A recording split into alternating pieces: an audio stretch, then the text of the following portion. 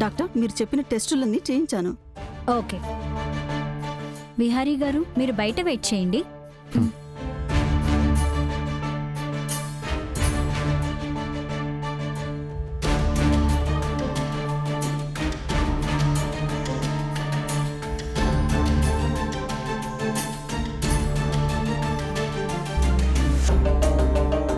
కంగారు పడుతున్నావు కనకం? కంగారా? ఏం లేదు విహారీ గారు.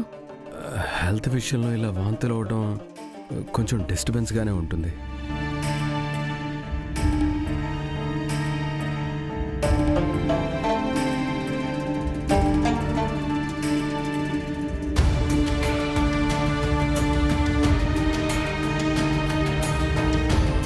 డాక్టర్ డాక్టర్, మీకోసం పేషెంట్ వచ్చారు, వెయిట్ చేస్తున్నారు. సరే పద.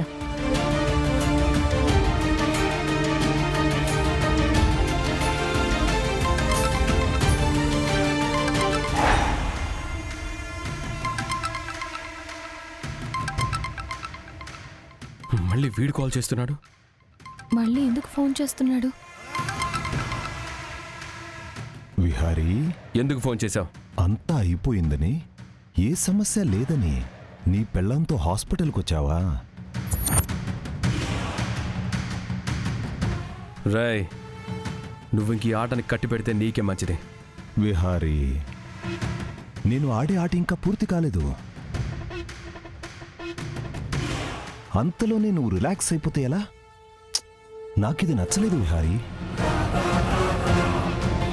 అందుకే మళ్ళీ గేమ్ రీస్టార్ట్ చేశాను. నీకు కావలసిన వాళ్ళకి, నీకు ప్రాణానికి ప్రాణమైన వాళ్ళకి మంచి ట్విస్ట్ ఇవ్వబోతున్నాను.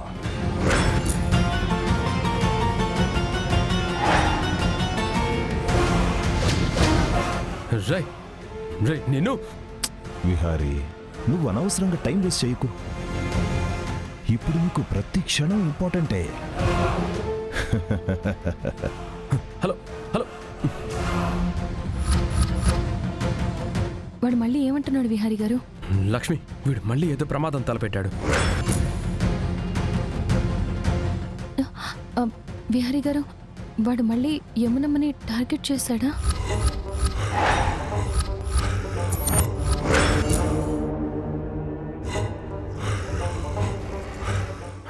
కానీ అమ్మ ఇంట్లో సేఫ్గానే ఉంది కదా. విహారీ గారు, ఎందుకైనా మంచిది మనం వెంటనే ఇంటికి వెళ్దాం. మరి నువ్వు డాక్టర్ని కలవాలి కదా. డాక్టర్ గారు, లక్ష్మి రిపోర్ట్స్ వచ్చాయి.